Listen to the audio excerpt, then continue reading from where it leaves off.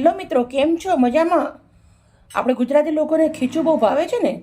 ચલો આજે આપણે બનાવીશું ખીચું, પણ ખીચું એકદમ સરસ મજાનું ઠેચા ખીચું બનાવવાનું છે.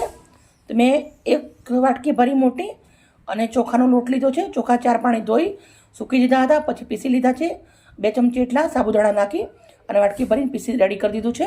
સાથે આપણે લીધા છે લીલા મરચાં, આદુનો ટુકડો અને ધાણા. આપણે આનો ઠેચો બનાવવાનો છે અને જે પણ મસાલા કરીશ તમને પૂરા બતાવીશ. સૌથી પહેલાં એક આવી રીતે જાડું વાસણ લેવાનું છે. 1 વાટકી લોટ છે, 3 વાટકી પાણી રેડશું. 2 વાટકી પાણી રેડી છે, આ 3જી વાટકી પાણી. પાણીને આપણે ઉકળવા મૂકી દઈશું. ઠેચો બનાવવા માટે મેં લીલા ધાણા આવી રીતના લઈ લીધા છે ખાંડણીના અંદર. પછી આપણે જીરું મોટી 1 ચમચી લીધું છે, અડધી ચમચી સૂકા ધાણા લીધા છે, 1 ચમચી મીઠું લીધું છે, આદુનો ટુકડો અને મરચાં લીધા. અને આપણે વાટી અને એક મસ્ત દરદરું ઠેચો બનાવી દેવાનો છે. હવે આપણે મસ્ત મજાનો ઠેચો વાટી અને મેં રેડી કરી દીધો છે. તો આપણે હવે એને એક વાટકીના અંદર નીકાળી દઈશું. તમે જોઈ શકો છો આપણો ઠેચો મસ્ત કૂટી અને રેડી કરી દીધો છે. આવી રીતે પાણી આપણે ગરમ મૂક્યું હતું, સરસ ઉકળે છે પાણી. હવે આપણે થોડું એવું અંદર મીઠું નાખવાનું છે, કેમ કે મીઠું ખાંડતી વાર મેં નાખ્યું છે. થોડો એવો પાપડ ખાંડ નાખું છું. પછી જે આપણો મેન ઠેચો બનાવેલો છે એ નાખવાનો છે. હવે આપણે સરસ મજાનું આને ઉકળવા દેશું 2 મિનિટ.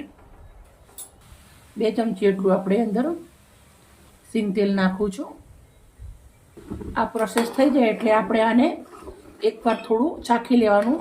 મીઠું આના અંદર ચડિયાતું જોઈએ એટલે. હવે આપણે 5 મિનિટ ઉકળ્યા પછી નાખવાનું છે અડધી ચમચી અજમો.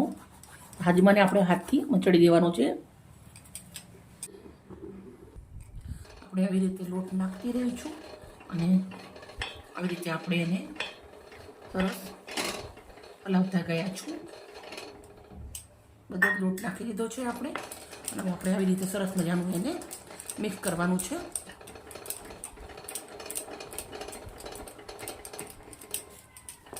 આવી રીતના હલાવતું રહેવાનું, કેમ કે ગાંઠ ના પડવી જોઈએ અંદર.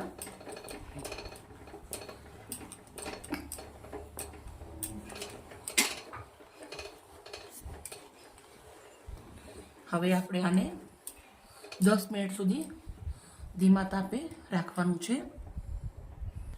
હવે આપણે અંદર થોડું એવું આવી રીતે પાણી છાંટી દેવાનું. મિત્રો, આપણું ખીચું સરસ મજાનું રેડી થઈ ગયું છે.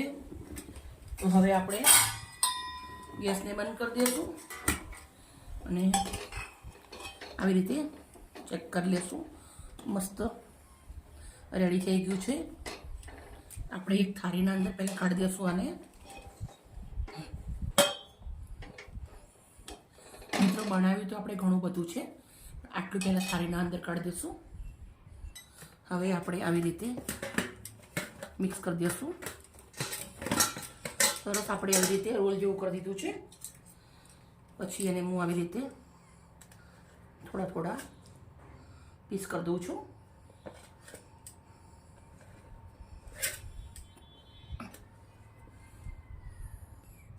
પીસ રેડી કરી દીધા છે. હવે આપણે અંદર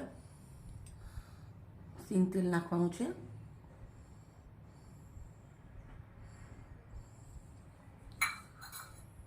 એક ડીશના અંદર બદામનું પાન મૂક્યું છે, એના અંદર આપણે આવી રીતે મૂકી દેવાનું છે.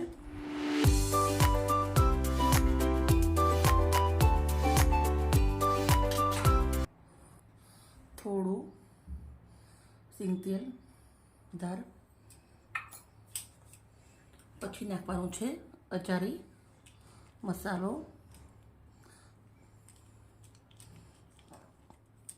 આવી રીતે અંદર સુધી જવા દેવાનું છે.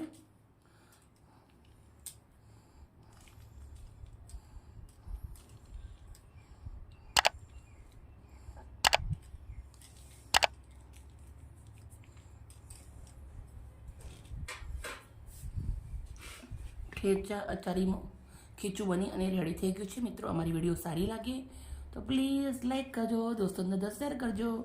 Bye bye. કાલે આવીને નવી રેસીપી સાથે.